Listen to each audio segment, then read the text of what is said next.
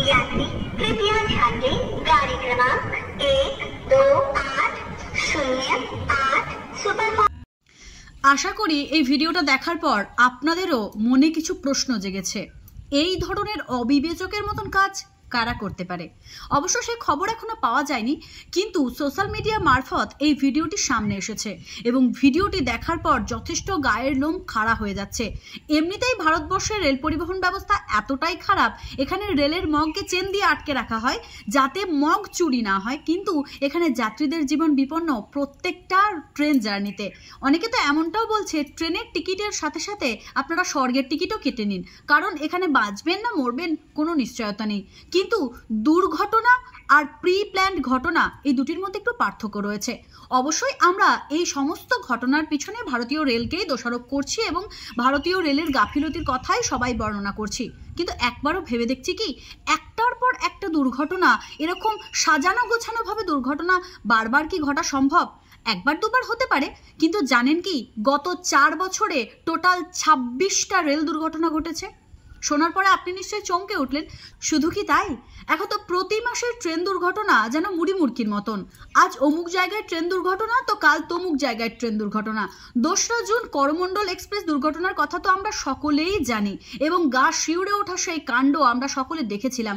296 জন মানুষকে থরে থরে সাজিয়ে দেওয়া হয়েছিল, তাদের পরিবার তাদের দেহ শনাক্তই করতে পারেনি।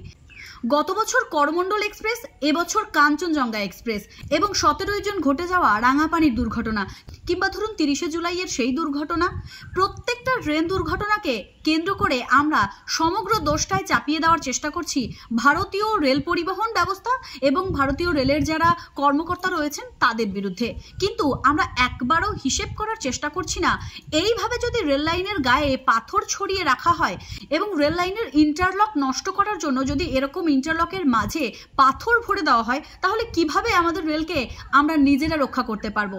এমনিতেই হাজবেন্ড বাইরে থাকার দরুন আমাদের মতন যারা রয়েছি বাড়িতে, তাদের তো টেনশনের শেষ নেই। সবসময় চিন্তা হচ্ছে আদৌ কি তারা সুস্থ এবং সঠিকভাবে বাড়ি ফিরতে পারবে, তার উপর আবার প্রত্যেক দিনের এই রেল দুর্ঘটনা।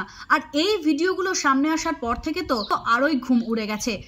দুর্ঘটনা আটকানো যায়, কিন্তু প্রি প্ল্যান্ড ঘটনা বা যেগুলোকে ঘটানো হচ্ছে সেই সমস্ত দুর্ঘটনা আটকানো সম্ভব নয়। তাই ভারতীয় রেল পরিবহন ব্যবস্থাকে তো অবশ্যই সচেতন হতে হবে, কিন্তু দেশবাসীকেও একটু দেশের প্রতি ভক্তি বাড়াতে হবে।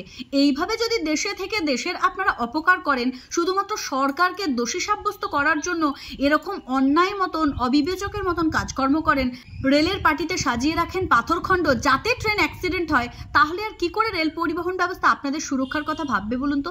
আর যারা যারা এই ধরনের নোংরামিগুলো করছেন, অর্থাৎ রেল লাইনে যারা পাথর দিয়ে রাখছেন, যারা আরো অন্যান্য জিনিসপত্র দিয়ে রাখছেন, যারা ইন্টারলক নষ্ট করার জন্য সেখানে পাথর ভরে দিচ্ছেন, তারা একবার চিন্তা করুন, হয়তো সেই রেল সফরে আপনার কোনো পরিবারের আত্মীয় স্বজন নেই, কিন্তু হতেও তো পারে যে আপনার কোনো পরিচিত মানুষ সেই ট্রেনে সফর করছেন এবং তারও তো মৃত্যুর ঝুঁকি আপনার হাত দ্বারাই হচ্ছে।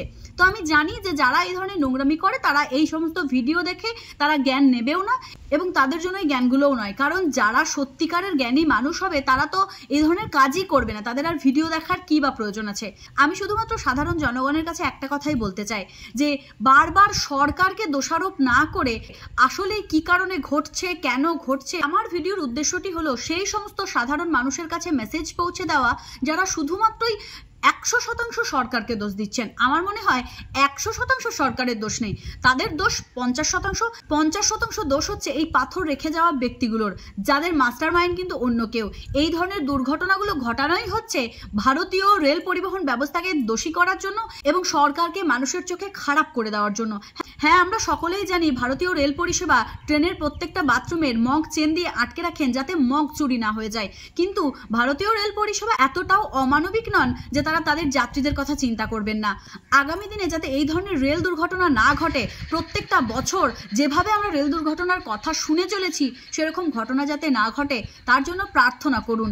এবং যারা এই ঘটনার পিছনে রয়েছে, যাদের মাস্টার মাইন্ড কাজ করছে যে এই দুর্ঘটনাগুলো ঘটানো এবং সমাজের চোখে তাকে শুধুমাত্র রেল পরিষেবার দোষ বলে দাগিয়ে দেওয়া, এগুলো যারা করছেন বা রেল পরিবহন ব্যবস্থার যতটুকু গাফিলতি আছে এই সমস্ত বিষয়টাকে একটু সুন্দরভাবে পরিলক্ষণ করা হোক, যাতে সাধারণ মানুষের জীবনগুলো এইভাবে বিপন্ন না হয়। কারণ আমার মনে হয় এই সমস্ত রেল দুর্ঘটনায় কারা মারা যায় জানেন?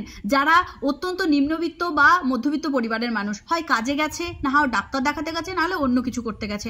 বড় লোকরা তো বেশিরভাগ টাইমে প্লেনের ব্যবহার করেন, ট্রেনের ব্যবহার আমাদের মতো মধ্যবিত্তদের জন্যই। তাই এইভাবে লাখো লাখো মানুষের মৃত্যুটাকে বরণ না করে বরং ভালোভাবে খতিয়ে দেখা দরকার, কেন হচ্ছে, কিভাবে তা আটকানো যায়, যাতে সাধারণ মানুষ একটু প্রাণ খুলে ট্রেনে চাপতে পারে।